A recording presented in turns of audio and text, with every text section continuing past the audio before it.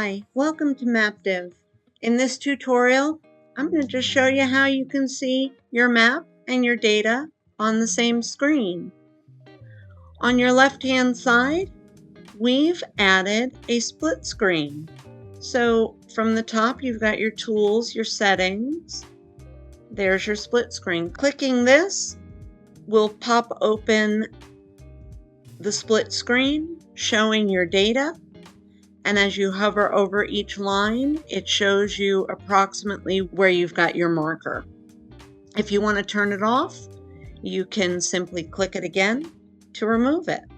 Remember, you're able to edit any of the data while this is open for your markers. Of course, you can still go to your markers and edit the data there as well. And that's how you can see your map and your data at once. If you have any questions, please feel free to reach out to us. Thanks for watching. Bye.